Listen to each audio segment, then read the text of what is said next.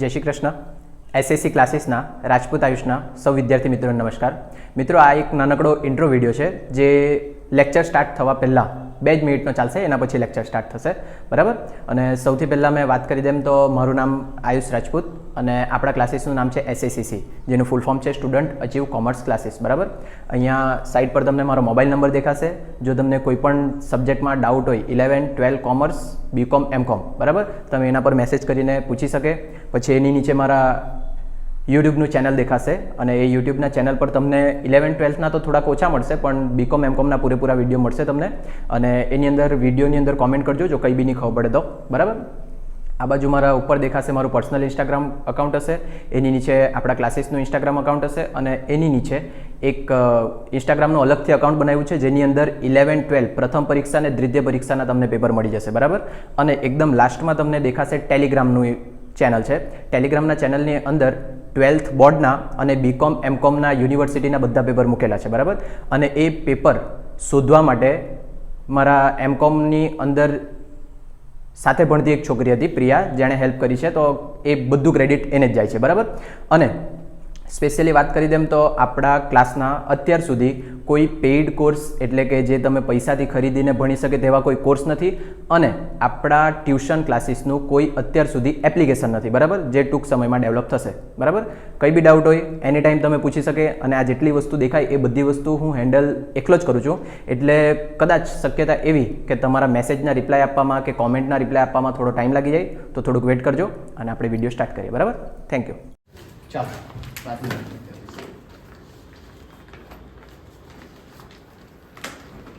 આવી ગયો ફોટો સવાલનો?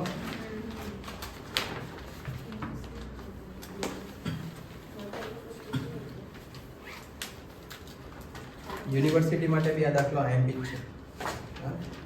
મેં 3 વખત પૂછાયેલો. જો દાખલો આવો.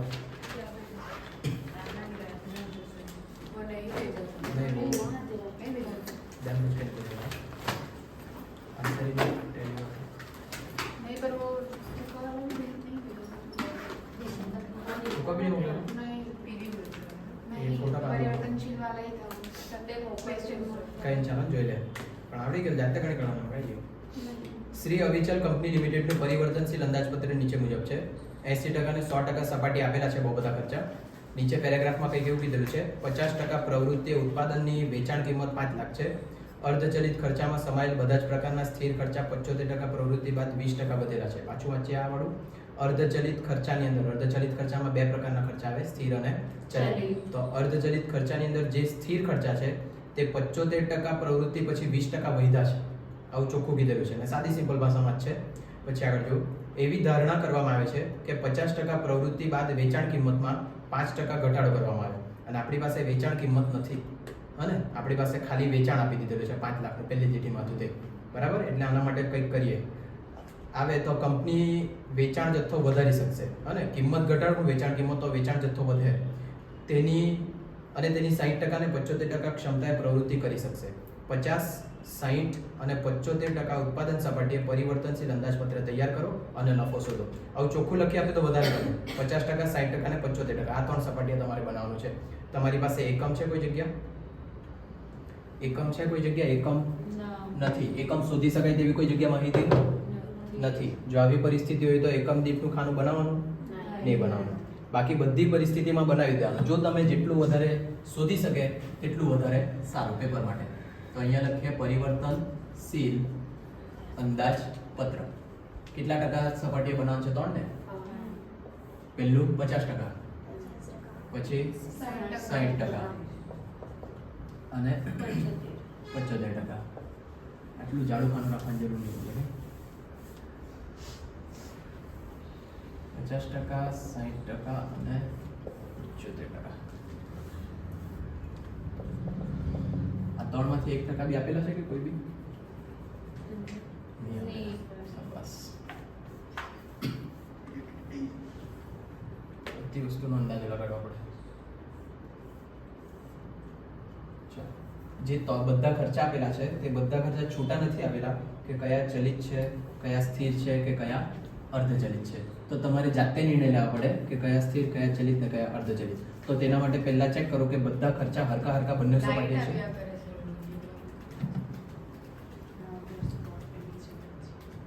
પણ વંચાય તો જાય અંદર નહીં આવે, બાકી આનું કંઈ નહીં કરી શકે. પેલી બારી બંધ કરો, બારી બંધ કરો તો આખો અંધારું થઈ જાય.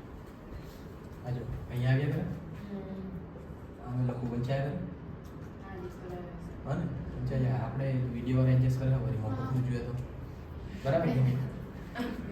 તો ચાલો હવે આપણે પહેલા આ બધામાંથી છૂટું પાડવા પડશે કે કયો સ્થિર ખર્ચો છે, કયો ચલિત ખર્ચો છે અને કયો અર્ધચલિત ખર્ચો છે. તે ઓળખવા માટે એકદમ સાદું સિમ્પલ છે. 80% અને 100% બંને સપાટીમાં કોઈ એવો ખર્ચો છે જે સરખો જ છે બંનેમાં? નથી. જો બંનેમાં સરખો હોતે તો એ કયો ખર્ચો બનતે? સ્થિર ખર્ચો. પણ એવું નથી. બરાબર. પછી હવે આપણે ચલિત કે અર્ધચલિતને છૂટું પાડવાનું હોય તો આપણે પહેલા પદ મૂકવા પડે. બરાબર. અહીંયા લખીએ આપણે ચલિત તથા અર્ધચલિત ખર્ચા. ચાલો સૌથી પહેલા આપણે લખીએ પ્રત્યક્ષ માલ સામાન.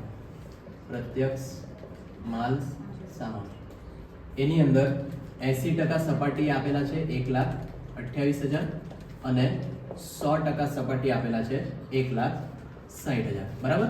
હવે આપણે પદ મૂકીએ.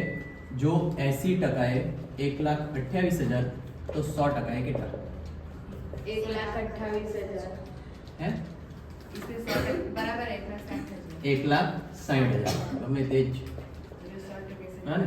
જો પદ મૂક્યું તમે, પદ મૂકીને 100% એ 1,60,000 આવ્યું ને, એ લોકોએ આપેલા બી 1,60,000 છે. જો બંને સરખાવે તો આ ખર્ચો કયો? ચલિત ખર્ચો. બરાબર. એટલે આ એક ફિક્સ થઈ ગયું. તેવી જ રીતના બીજા બી ચેક કરો.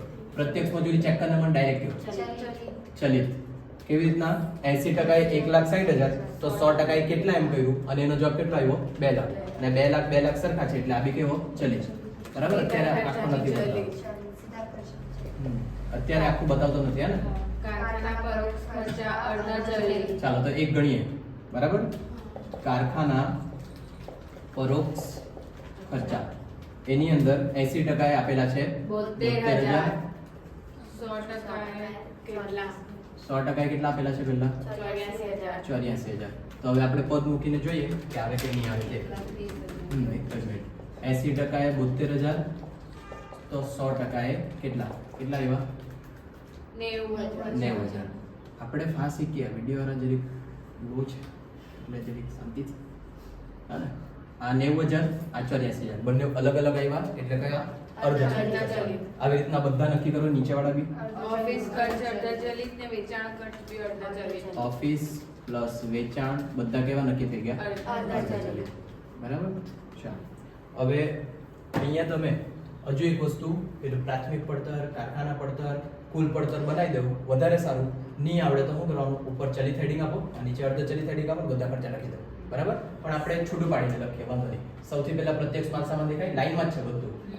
પ્રત્યક્ષ માલ સામાન કયો ખર્ચો છે? ચલિત. તો આમાં છૂટું પાડવાની જરૂર નથી. પછી બીજો પ્રત્યક્ષ મજૂરી એ બી ચલિત છે એટલે એને બી છૂટું પાડવાની જરૂર નથી. પછી સીધા ખર્ચા છે એને બી છૂટું પાડવાની જરૂર નથી. આ બધાનું ટોટલ કરે એટલે આપણને કઈ પડતર મળે? પ્રાથમિક પડતર મળે એટલે અહીંયા ટોટલ માટે લીટી રાખવાની. પ્રાથમિક પડતરની અંદર પ્લસ કયા કરવા પડે? કારખાના ખર્ચા. પણ કારખાના ખર્ચા કેવા છે? અર્ધચલિત. નક્કી કર્યું ને? અર્ધચલિત એટલે એની અંદર બે વસ્તુ સમાયેલું, સ્થિર અને ચલિત. તમે અહીંયા લખું સ્થિર અને ચલિત. કારખાના ખર્ચા પ્લસ કરીને જે મળશે તે કઈ પડતર? કારખાના પડતર. ચાલો પછી એની અંદર કયા પ્લસ થાય? ઓફિસ અથવા વહીવટી ખર્ચા છે. ઓફિસ છે અહીંયા લખીએ ઓફિસ ખર્ચા. ઓફિસ બી વાપરે, વહીવટી બી વાપરે, ઉત્પાદન બી વાપરે, બધા એક જ. ઓફિસ ખર્ચો બી અર્ધચલિત છે એટલે એમાં બી બે વસ્તુ આવશે, સ્થિર અને ચલિત. એ બંનેનું ટોટલ કરીને જે આવશે તે કઈ? ઓફિસ પડતર અથવા તો ઉત્પાદન પડતર બી કહીએ. હા ને. આપણે અહીંયા લખીએ ઓફિસ પડતર. ચાલો ઓફિસ પડતરની અંદર છેલ્લે વેચાણ વિતરણ ખર્ચા પ્લસ કરવાના. અહીંયા ખાલી વેચાણ જ છે. વેચાણ ખર્ચા આવું સ્થિર અને ચલિત. કારખાના પરોક્ષ ખર્ચા એવા નામ આપેલા છે. ઓફિસ પરોક્ષ ખર્ચા એ લોકો જેવું વાપરે તેવું જ વાપરવાનું. ખોટું કોઈ બી જગ્યાએ આપણા માર્ક જાય તેવું કરવાનું નહીં. ચાલો સ્થિર અને ચલિત. બીજો કોઈ ખર્ચો બાકી રહ્યો? નથી. આ બધાનું ટોટલ કર્યું એટલે કઈ કુલ પડતર? પડતર. કુલ પડતર. કુલ પડતરની અંદર શું પ્લસ કરવાનું આપણે? નફો. નફો. એટલે આપણને શું મળી જાય? વેચાણ. આ નમૂનો તમારે લખવાનો. જો બધી જગ્યાએ જરૂરી હોય કે નમૂના પ્રમાણે એડજસ્ટ થઈ જાય. જો નહીં એડજસ્ટ થતો હોય તો સ્થિર ખર્ચા, અર્ધચલિત ખર્ચા અને ચલિત ખર્ચા આવું હેડિંગ આપીને છૂટું કરવાનું. બરાબર? જેટલું વધારે શોધી શકે તેટલું વધારે સારું તમારા માટે. સૌથી ઈઝીમાં ઈઝી બનશે આ ચલિત ખર્ચા. તો પહેલા આપણે એને જ બતાવી દઈએ. બરાબર? તો જોજો, સૌથી પહેલા મેં અહીંયા હેડિંગ આપી દઉં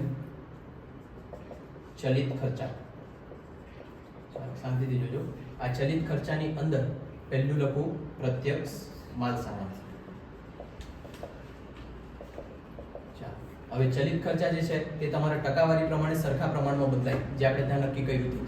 બરાબર? તો આપણે 80 કે 100 બેમાંથી કોઈ બી એક પકડીને તમે પદ મૂકી શકે. આપણે મૂકીએ 80%. 80% એ ખર્ચ કેટલો આપણો? 1,28,000. આપણને પહેલા કેટલા ટકા જોઈએ? 50%. તો અહીંયા લખીએ 50% એ ખર્ચ કેટલો? 80,000. ક્લિયર બધાને?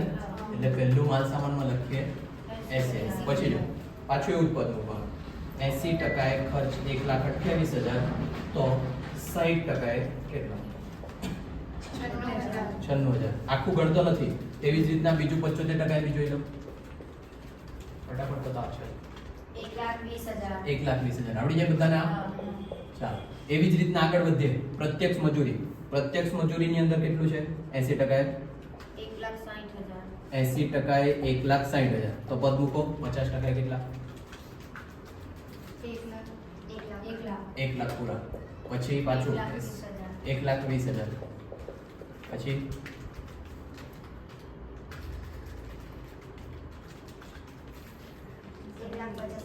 1,50,000. આવડી જાય ને હવે પદ મૂકીને બધાને? બરાબર? 100% સુધી ટકા હા, 100% બી ટકા ડાયરેક્ટ કાઢી શકે તમે. જો 100% ની લિસ્ટમાં ડાયરેક્ટ આપેલા છે ને પૈસા, પહેલા 100% માં જો માલ સામાનમાં 1,60,000 છે, તો 1,60,000 ના 50% કાઢે 80,000, 60% કાઢે 96, ડાયરેક્ટ દેવી. પણ એ લોકોને પાછા ગણતરીના માર્ક આપે ને, એ લોકોને ફૂટલી વધારે છે. ચાલો સીધા ખર્ચામાં બેઉ જ કરવા પડશે આપણે. સીધા ખર્ચામાં 80% એ કેટલા? 64,000. તો બંને પદ મૂકી લાવ અથવા તમે ટકા કાઢી નાખો.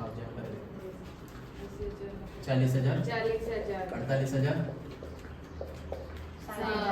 60,000. ડાયરેક્ટ 100% નીકળી ગયા તે. બરાબર? આટલે સુધી તો તમારું 100% સાચું પડે જ. હે ને? આટલું. હવે બીજું બધું તમને કેટલું આવડે તે જોઈએ. વેચાણની વાત કરીએ તો વેચાણ પહેલા જો લાસ્ટમાં 50% પ્રવૃત્તિ ઉત્પાદનની વેચાણ કિંમત કેટલી? 5 લાખ. અહીંયા વેચાણ આવી ગયા કેટલા? 5 લાખ. હવે આ બંને વેચાણ નક્કી કરવાનું છે. વેચાણ માટે અને અર્ધચલિત માટે જેટલા હવાલા આપ્યા છે બધા હવાલા વાંચે. તમારી જે ઈચ્છા હોય તે પહેલા નક્કી કરીએ. 50% પ્રવૃત્તિએ ઉત્પાદનની વેચાણ કિંમત 5 લાખ. આપણે આટલું લખી દીધું. પછી અર્ધચલિત ખર્ચમાં સમાયેલ બધા જ પ્રકારના સ્થિર ખર્ચા 75% પ્રવૃત્તિ બાદ 20% વધેલા છે. આ અર્ધચલિતનો હવાલો છે. નીચે એવી ધારણા કરવામાં આવે છે કે 50% પ્રવૃત્તિ બાદ વેચાણ કિંમતમાં 5% ઘટાડો કરવામાં આવે તો કંપની વેચાણ જથ્થો વધારીને 60 ને 75% કરી શકે. જો વેચાણ વાળો આપણે છેલ્લે કરીએ, અર્ધચલિતનો ખાલી એક જ વાક્ય છે. બરાબર? તે લખતો છે અહીંયા. શાંતિથી જોજો. અર્ધચલિત ખર્ચામાં કેટલા ટકા વધારો થયો? 20 ની પણ ક્યાં છે એમ? 75% પ્રવૃત્તિ બાદ એટલામાં 75% બાદ કેટલાનો વધારો થયો? 20%નો વધારો. પણ કોઈ એક તો ખર્ચો જોઈએ ને આધાર માટે. 50 કાં તો 60 કાં તો 75, ત્રણેમાંથી કોઈ આધાર નહીં મળે. તો આપણે આધાર પહેલા એક નક્કી કરવા પડે. તે આપણે કયા ટકા નક્કી કરવું? 50. તેના માટે આપણે 80 ને 100 નો ઉપયોગ કરવાનો. બરાબર? કેવી રીતના થઈ ગયું? હા, 75% બાદ છે ને 75% બાદ સ્થિર ખર્ચ. હા, પણ આ ખાનું બી તો ભરવાનું ને આપણે. આ ખાનામાં ભરવા માટે એ લોકોએ 80 ને 100% આપેલું. તો જો અહીંયા જો આના પછી જે આપણને ખર્ચો મળે ને તે પ્લસ ખાતે મળે 20%. આપણે પાછળ આવવાનું તો ઊંધું. આપણે લાસ્ટ ટાઈમ ગણતા હતા ત્યારે પાસે આપણે નોર્મલ જ હતું. તો તે કેમ ખોટું પડ્યું તે તો પેલું જ નહીં આવે. હરકું જોજો ને, આપણે એવું જ કરવાનું છે. આપણે જેવું કે લાસ્ટ ટાઈમ કરેલું તે. અને જો અહીંયા એવી ધારણા કરવામાં આવે કે 50% ને ઉલટું. અર્ધચલિત ખર્ચમાં સમાયેલ બધા જ પ્રકારના સ્થિર ખર્ચા 75% પ્રવૃત્તિ બાદ 20% વધ્યા. એટલે કે આ 75% પ્રવૃત્તિ પછી 20% વધ્યા છે અને આપણા પાસે 80% ને 100% છે. અને તો એ વધેલા ખર્ચા છે. આપણે પાછળ આવું ત્યારે ઓછા કરીને આવું. બરાબર? ચાલો તો આપણે અહીંયા લખું. પહેલો કયો ખર્ચો? કારખાના પરોક્ષ ખર્ચો. જો એક ગણાવો તો બીજા ડાયરેક્ટ ગણો. આપણે એક આખું લખાવા, બીજું ડાયરેક્ટ ગણીને મૂકવું. બીજા બી દાખલા ગણવા છે. કારખાના પરોક્ષ ખર્ચા. કારખાના પરોક્ષ ખર્ચામાં 80% અને 100% બંને આપેલા છે. 80% એ કારખાના પરોક્ષ કેટલા? 72,000 અને 100% એ કેટલા? 84,000. અર્ધચલિત ખર્ચા માટે તમને ચોખ્ખું કીધેલું, જે મોટા ટકા અથવા મોટા એકમ હોય ત્યાંથી સ્ટાર્ટ કરવાનું. બરાબર? એટલે અહીંયા લખીએ 100% શક્તિએ ખર્ચ કેટલો મારો? 84,000. એમાંથી માઇનસ કરવાનું 80% શક્તિએ ખર્ચ મારો 72,000. તો 20% શક્તિએ ખર્ચ મારો 12,000. આપણે કેટલા ટકા શોધવાનું? 1%. 1% એ ફેરફાર બરાબર પછીનું ભાગ્યા પહેલાનું. 12,000 ભાગ્યા 20. 600 રૂપિયા. હા, આ 600 રૂપિયાનો ફેરફાર થાય 1%. આપણે ચલિત ને સ્થિર જોઈએ, એમાંથી એમ જોવા જઈએ તો ચલિત મળી ગયું આપણને. બરાબર? એટલે અહીંયા જે કારખાના ખર્ચા હશે ચલિત ગુણ્યા કેટલા થાય બધામાં? 600. તો આપણે મૂકી શકીએ ડાયરેક્ટ 5 છંગ 30,000, 6 છંગ 36,000, 6 સત્તા 45, 6 પચાસ 30, 45. આવી ગયા એટલા? બરાબર? હવે સ્થિરની વાત કરીએ. સ્થિર ખર્ચા માટે આ બંનેમાંથી કોઈ બી 1% પકડવા પડે. આપણે 80 પકડીએ. બરાબર? અહીંયા લખું 80% એ કુલ ખર્ચ કેટલો? 72,000. એમાંથી માઇનસ કરીએ ચલિત ખર્ચો. ચલિત ખર્ચો આપણને મળી ગયો 600. 80% ગુણ્યા 600, 8 છંગ 48,000, બાદ કરીને 24. ચાલો, આ 24,000 કયો ખર્ચો આવ્યો મારો? સ્થિર ખર્ચો. પણ આ સ્થિર ખર્ચો કેટલા ટકા? 80%. ને તમને વાક્ય એવું આપેલું છે કે અર્ધચલિત ખર્ચામાં 75% બાદ 20% નો વધારો થયો. એટલે આ 20% નો વધારો સાથે છે. બરાબર? તો અમારે અહીંયા ધારવા પડે. જોજો, ધારો કે વધારાની, ધારો કે એવું ધારીએ 50%. બરાબર? ધારો કે 50% એ ખર્ચ મારો કેટલો? 100. બરાબર? પ્લસ કરીએ કેટલા ટકાનો વધારો? 20% નો વધારો. એટલે 120 જે વધીને છે તે કેટલા ટકા છે? 80% ખર્ચ. બરાબર? એમ બીજું બી કંઈ લખી શકતા હતા, પણ તે છતાં બી આ ખબર પડી જાય. મને 50% નો જોઈએ. 50% કેમ? અહીંયાનો જોઈતો છે એટલે. બરાબર? તો 50% નો લખ્યો મેં 100. એમાં કાં તો અહીંયા સૌથી વધારે સારું શું લખી શકાય ખબર? 75% પહેલા અને અહીંયા 75% પછી. એ એકદમ વ્યવસ્થિત લખી. બરાબર? ચાલો, કેમ કે આપણા પાસે સોલ્યુશન નહીં મળે. ધારો કે 75% પહેલાનો ખર્ચ કેટલો? 100. એમાં પ્લસ 20% નો વધારો, એટલે 120 જે છે તે 75% પછીનો ખર્ચો. ક્લિયર આટલું? એટલે 75% પછી જેટલા બી ખર્ચા છે સ્થિર ખર્ચા, તે બધા કેટલા છે? 24,000. એટલે કે 120%. તો મેં પદ મૂકું 80% એ ખર્ચ. 80% ની લખીએ 120 એ આ 120 એ 100, તો 24,000 કેટલા પણ પદમાં લખીએ. મેં 75% પછીના ખર્ચા 120, તો 75% પહેલાનો ખર્ચ કેટલો? 100. માટે 75% પછીનો એક ખર્ચ છે આપણી પાસે કેટલો? 24,000 છે. 24,000 એ કેટલો? 20,000. એટલે આ જે 20,000 સ્થિર ખર્ચો છે તે બી કયો? કારખાનો. તે 20,000 75% પહેલાની સપાટીનો છે. ક્લિયર આટલું? તો હવે સ્થિર ખર્ચા તો બધી જગ્યાએ સરખા જ રહેવાના. એટલે અહીંયા 20,000, અહીંયા 20,000 અને અહીંયા 20,000. બરાબર? આના પછીનું બી જો કોઈ બનાવતા હોય તો ત્યાં કેટલા લખતા આપણે? 24,000. આવી રીતના બધા કરવાના. બરાબર? આ એક છે કારખાના. હજુ બે બાકી છે ખાલી. બહુ વધારે બી નહીં મળે. ઓફિસ ને વેચાણ બાકી. કેવો? બરાબર? તો ડાયરેક્ટ હવે મોડે મોડે કરો ને. પહેલા તો ઓફિસની વાત અહીંયા જ બતાવી. ઓફિસ ખર્ચામાં 80% એ કેટલા છે? 80% એ 1,04,000. 100% એ 1,12,000. કદર બાદ બાકી આ 20%, 8,000. 8,000 ભાગ્યા 20,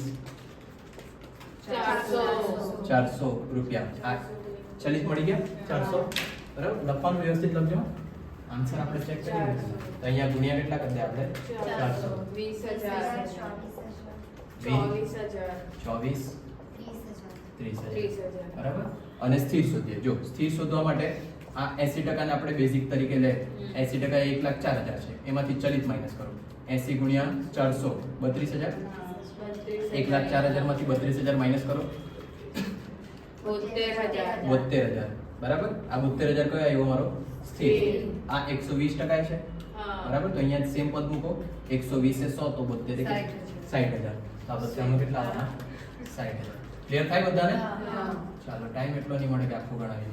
અને લાસ્ટ વેચાણ પરોક્ષ ખર્ચ. સેમ એવી રીતના જ કરવાનો છે. વેચાણ પરોક્ષ ખર્ચ 100% કેટલા? 70,000 સ્થિર 100% એ 38,000 80% એ 34,000 4,000 એટલે 1% એ 200 આવ્યા એટલે ચલિત મળી ગયો 200 ગુણ્યા 50 ગુણ્યા 200 10,000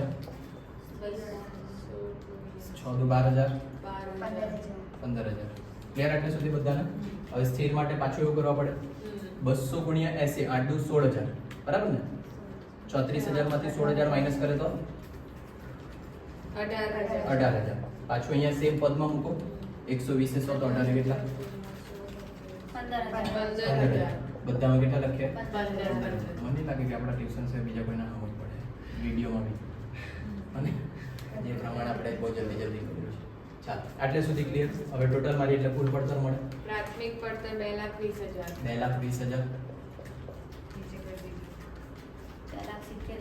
2,70,000 2,70,000 3,50,000 350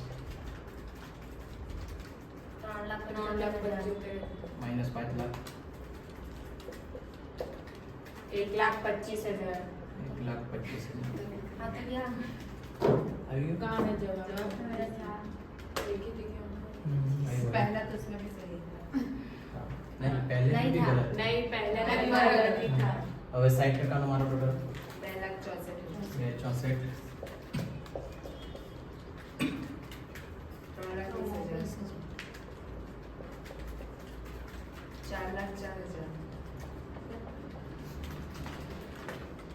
4,31,000 વેચાણ હજુ શોધવાનું બાકી છે એટલે એના પછી કરીએ મારો બેન 3,30,000 3,95,000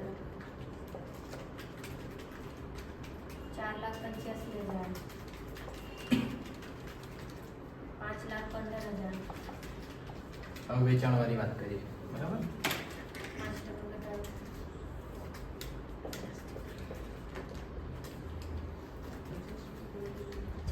5,50,000 એવી ધારણા કરવામાં આવે છે કે 50% પ્રવૃત્તિ બાદ વેચાણ કિંમતમાં 5% ઘટાડો કરવામાં આવે તો કંપની વેચાણ જથ્થો વધારી શકશે એ બધી વાત પછી જે વાક્ય છે તે પહેલા લખું કે 50% પ્રવૃત્તિ બાદ વેચાણ કિંમતમાં 5% ઘટાડો ચાલો જો અવોર્ડ પર જો શું થયું ને 50% પ્રવૃત્તિ વેચાણ છે 5 લાખ 5 લાખ ભાગ્યા 50% કરીએ આપણે તો 10,000 મળે બરાબર અને 50% પ્રવૃત્તિ બાદ આના પછી બધામાં 5% નો ઘટાડો થાય એટલે 9,500 ગુણ્યા 60 કરો 5,70,000 570 અને 9,500 ગુણ્યા 75 કરો 7,12,500 ખાલી ચેક કરતા જાઓ આ માઈનસ કરવાનું કેટલા આવે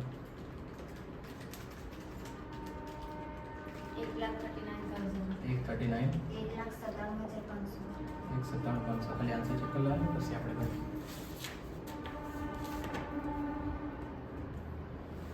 60% 570 બરાબર છે અને 75 7,12,500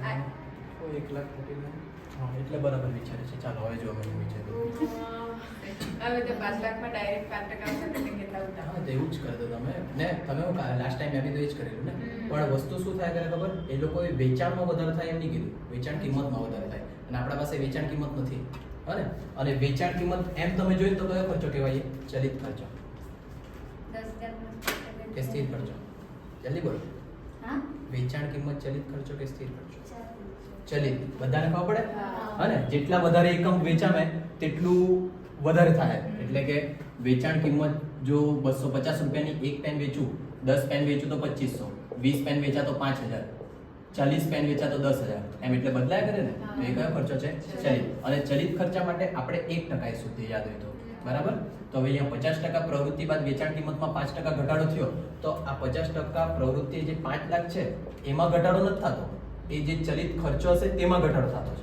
જો મેં અહીંયા એકાદ જગ્યાની વાત કરું આમાં 80% ગુણ્યા 600 કર્યા છે તો 48,000 છે તો મેં એમ કે અહીંયા 5 લાખ હોય 5 લાખ ભાગ્યા ટકા કરું તો મને આ એકમ ભાડું બી મળી જાય બરાબર એવું કર્યું મેં અહીંયા અને તો મેં અહીંયા લખું 1% ફેરફાર બરાબર 5 લાખ ભાગ્યા કેટલા ટકા કરું 50%. એટલે કેટલા આવશે 10,000. આ જે 10,000 આવ્યા તે મારા 1% પ્રમાણે છે બરાબર અને 1% પ્રમાણે છે તો 60% એ પાછું મેં 6 લાખ લખી શકું અને 75% 10,000 ગુણ્યા 750 લખી શકું બરાબર ખબર પડે કે નહીં પડે આ જો પાછું આ મારા પાસે છે ટોટલ 5 લાખ વેચાણ 50% તો મેં 1% શોધવા માંગુ તો બંનેનો ભાગાકાર કરવા પડે એટલે 1% ફેરફાર મારો કેટલાનો છે 10,000. જો કોઈ હવાલો નહીં હોય તો 60% એ 6 લાખ થાતે અને આટલા ટકા 7,50,000 થશે પણ એ લોકોએ શું કીધું કે 50% પ્રવૃત્તિ બાદ વેચાણ કિંમતમાં 5% ઘટાડો થાય તો અહીંયા હું લખું મેં 50% પ્રવૃત્તિ બાદ 5% નો ઘટાડો એટલે કે 10,000 માઇનસ કરી દો 5% એટલે 9,500 એટલે હવે આપણા 1% પ્રમાણે કેટલું કહેવાય 9,500 એટલે મેં 60% એ 9,500 સાથે ગુણાકાર કરી નાખલા હવે એટલે અહીંયા લખીએ માટે 60% એ વેચાણ બરાબર 9,500 ગુણ્યા 60 એટલે 5,70,000 અને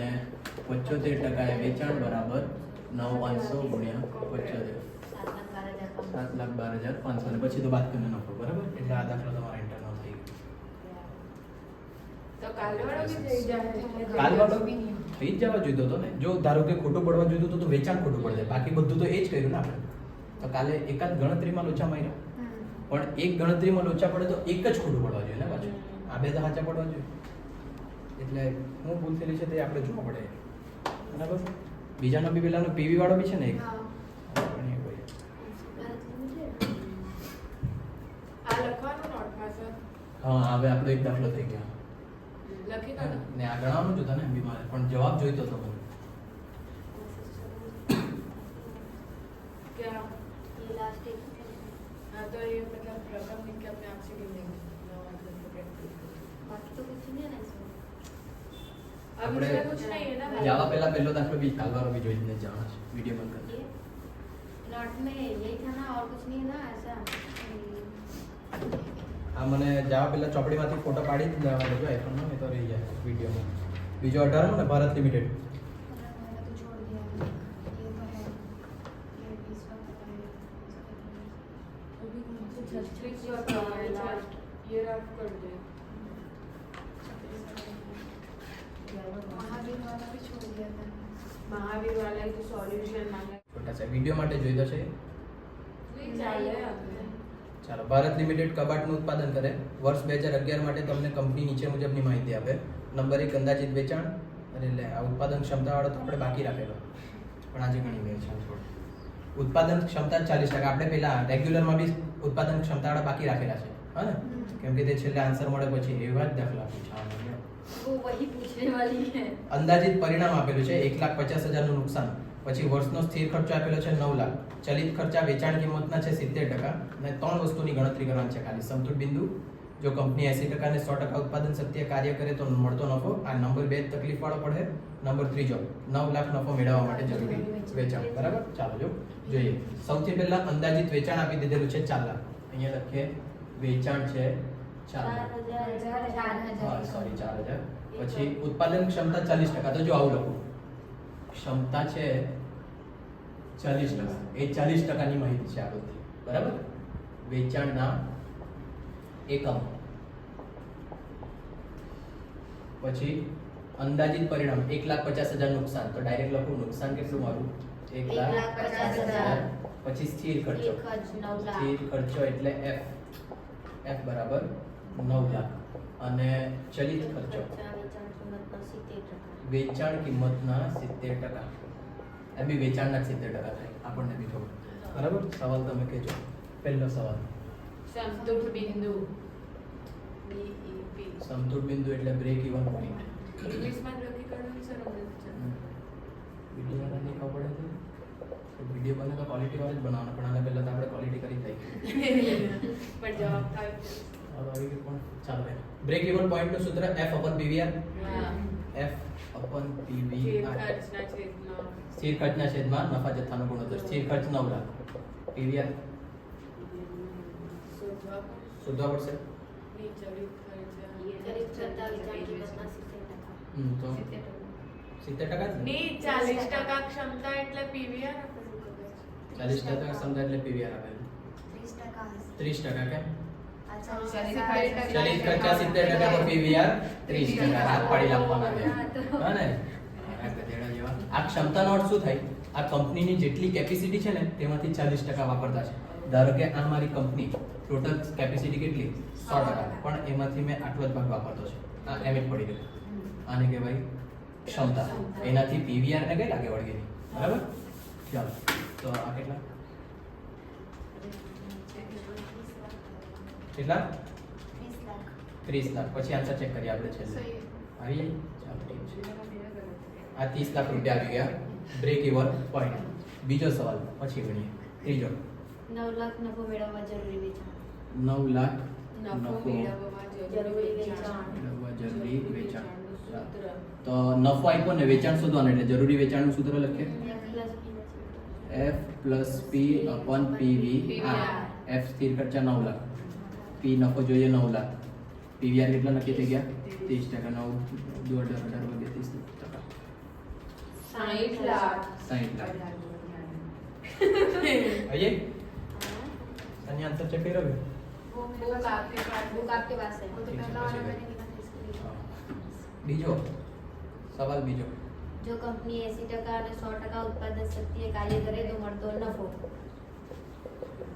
तो सुधार के तो मिल जाएगा ना शायद गणो तो नहीं वो तो 80% અને 100% ઉત્પાદન શક્તિ એ મળતો નફો એટલે નફો શોધવાનો છે આપણે હા. બરાબર હવે નફો શોધવા માટે આપણે શું કરવા પડે તે આપણે નફા માટે બે સ્ટેપ લખતા પહેલા ફાળો ફાળ બરાબર વેચાણ વ્યાજ વેચાણ ઇન્ટુ પીવીઆર અથવા તો વેચાણ માઈનસ ચલિત ખર્ચા તો બી ફાળો થાય બરાબર બીજું કોઈ રીતે થઈ શકે ઠીક છે ચાલો ને આ થાય પછી સ્થિર ખર્ચા બરાબર ફાળો नफो बराबर નહીં ફાળો નફો શોધવાનો બરાબર नफो शोधना है નફો શોધવાનો એટલે નફો બરાબર ફાળો સ્થિર ખર્ચા. માઈનસ સ્થિર ખર્ચા એટલે આપણને આવી રીતના કંઈક પ્રોસેસની જરૂર છે તેમાંથી વેચાણ આપણા પાસે તમે એમ બી 4000 એકમ તો એનાથી કઈ ફરક પડે કેટલા ટકા છે 40%. તો જો મેં મારી કેપેસિટી વધારા તો આ બી વધે કે हाँ બરાબર આ એક વસ્તુ નિર્ણય થયો જો મેં મારી કેપેસિટી વધારા તો આ વધે નહીં વધે જો એ લોકોએ કીધેલું હોય ને કે ક્ષમતા વધારતા સ્થિર ખર્ચામાં આટલો વધારો છે તો જ થાય બાકી એનો વધારો નહીં થાય એટલે આપણે એક વસ્તુ લઈ લે કે સ્થિર ખર્ચા તો આટલા જ રહેવાના બરાબર ચલિત ખર્ચાની વાત કરીએ ચલિત ખર્ચા જો વેચાણ કિંમતના 70% જો ધારો કે અહીંયા વેચાણ કિંમત આપણને 100 મળી ગઈ તો ચલિત ખર્ચા તો એમ બી મળી જાય 7 રૂપિયા કે 70 રૂપિયા જે થવાના હશે તે તો બોલો શું કરું ચલો ચલો બચ્ચો 40% એ વેચાણ નહીં કર્મચારી देव तो मैं की देव पढ़ते हो તમે એમ કે 40% ને 4000 તો 100% એ કેટલા લાવો તમારી જે છે તે કરી તો જોઈએ કદાચ તમારું જે છે 10000 ચાલો આ મળી ગયા એકમ નેક્સ્ટ કદાચ આવી શકે હા આ ચૂક એકમો પછી સ્થિર ખર્ચા 9 લાખ ને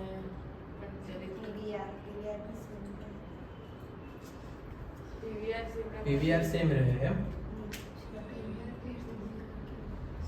લે પીવીઆર સેમ રહ્યો પીવીઆર તો આખા વર્ષનું જ આવે. હા ચાલો ઠીક એટલે તો મેં બી લખી દીધું પીવીઆર 30% પ્રોસેસ પછી આગળ શું કરવાનું તો વેચાણ 10 આટલા જવાનું તો જલ્દી બી આવી શકતા હતા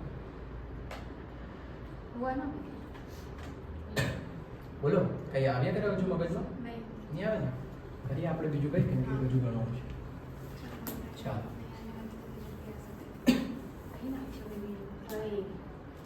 જો હવે મેં અહીંયા ધારો કે વેચાણ કિંમત ધારતો છે કેમ કે આપણે બધી જગ્યાએ જો વેચાણ કિંમતની તકલીફ પડતી છે બરાબર અહીંયા મેં 100 ધારી જોઉં પહેલા એમાંથી માઇનસ કરા મેં ચલિત ખર્ચા ચલિત ખર્ચા વેચાણ કિંમતના 70% 100 × 70% એટલે આ 70 તો 30 શું મળ્યો મને ફાળો ફાળો અથવા તો આને જ કહેવાય પીવીઆર પણ આના પછી જો આમાંથી મેં સ્થિર ખર્ચો માઇનસ કરું 9 લાખ તો મને કંઈ મળે જ નહીં એટલે મારે પાછળ આવું લખવું પડે 100x તો આ 70x અને આ 30x x દિયા છે ને એટલે આપણે હવે બોલવું જોઈએ બધાને જવાબમાં આપેલ છે 200. ऐसा ही कथा था गिना था ચાલો જોઈ લો અહીંયા તો આવું આપણે નક્કી કર્યું. તમે એક x આમાં એક x ધારે છે, એક x થી બી થઈ જાય બરાબર, પણ આપણને જેવું આવડે તેવું જ કરતા છે. પહેલા મેં 100 નક્કી કર્યું, એમાં 70 માઇનસ કર્યા તો 30 ફાળો મળ્યો, પણ એમાં તો બધું મળી જ જતું છે એટલે આપણે પાછળ સુધારી લીધું x. હવે આપણા પાસે જે પરિસ્થિતિ છે ને તે આ છે, તો એના પ્રમાણે આપણે ચાલીએ બરાબર. એના પ્રમાણે ચાલીએ એટલે સ્થિર ખર્ચા છે 9 લાખ અને નફો નથી, શું છે? નુકસાન છે. કેટલાનો? 1,50,000. તો અમે અહીંયા જો નફો સ્લેશ નુકસાનનું સૂત્ર લખું તો કેટલા મને મળવાના? ફાળો માઇનસ શું થાય? સ્થિર ખર્ચા બરાબર. તો અહીંયા નફો કે નુકસાનમાં મારી પાસે નુકસાન છે કેટલાનું? 1,50,000. તો મારે આવું લખવા પડે ઓકે ના? ફાળો કેટલો? 30x અને સ્થિર ખર્ચા કેટલા? 9 લાખ. તો બટ પર જો આના પરથી મને x મળી જાય. x એટલે વેચાણ કિંમત મળી ગઈ, બધું પ્રોબ્લેમ જ સોલ્વ થઈ ગયું બરાબર. ચાલો માઇનસ 9 લાખ બરાબર ની આ બાજુ આવશે તો પ્લસ 9 લાખ. હવે આને બી કાઉન્સમાં કાઢવાની જગ્યાએ ગણિત પ્રમાણે આપણે માઇનસમાં લખીએ અને આ માઇનસ 1,50,000 માઇનસ 9 લાખ આ બાજુ આવી ગયા તો પ્લસ 9 લાખ બરાબર 30x 7,50,000. આ 30 અહીંયા ગુણાકારમાં આ બાજુ આવે તો ભાગાકારમાં 25,000 25,000 વેચાણ કિંમત નહીં, આ તો x આવી. 100 ગુણ્યા x કરશું તો 25,000 ગુણ્યા 100 કરો કેટલા આવે? 25 લાખ ભાગ્યા 4,000. 625 એક જ મિનિટ, 625 આવે કે આવી. ચાલો આ શું આવ્યું? x મળ્યું હે ને. હવે આપણે અહીંયા લખીએ વેચાણ. વેચાણ બરાબર કેટલા છે? 100x છે બરાબર. આ વેચાણ કિંમતથી દૂર કરીને આને શું કરી દે? વેચાણ. વેચાણ મારા 100x એટલે 100 ગુણ્યા 25,000 એમ કરીને કેટલા આવ્યા? કે વેચાણ મારા 25 લાખ. વેચાણ મારું 25 લાખ, એકમ મારા 4,000. તો જો મારે વેચાણ કિંમત શોધવાની તો ભાગાકાર કરવા પડે. વેચાણ કિંમત બરાબર 25 લાખ ભાગ્યા કેટલા? 4,000. 625 રૂપિયા આ મને મળી ગઈ એકમ દીઠ વેચાણ કિંમત. હવે આપણે જોઈએ આગળ શું થાય તે. હવે જે તમે કહેતા હતા તે 80% પ્રમાણે હવે મેં અહીંયા લખું 80% શક્તિએ. જેમ તમે કીધું 40% એ એકમ 4,000 લખીએ. 40% એ એકમ 4,000 માટે 80% એ કેટલા?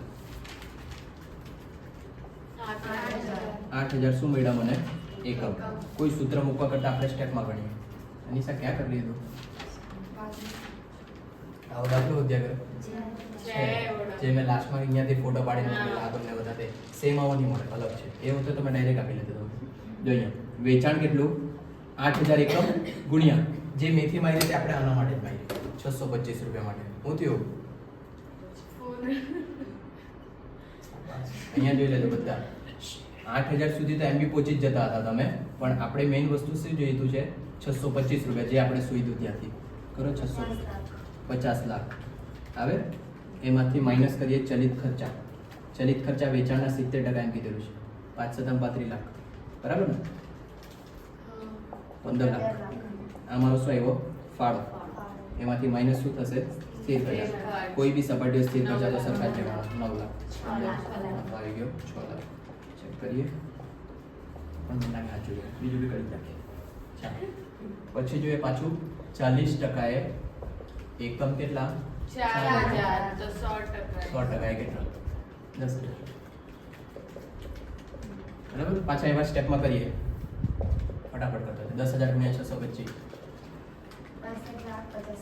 62,50,000 એના 70% કાઢો. 43,75,000 બાદ કરીને 18,75,000 માઇનસ 9 લાખ 9,75,000 આ સો આવી ગયો. નફો. નફો આવડી જાય ને બાજુમાં લખતા લો. બીજો નંબર ને પહેલો સમતૂર બિંદુ 30 લાખ.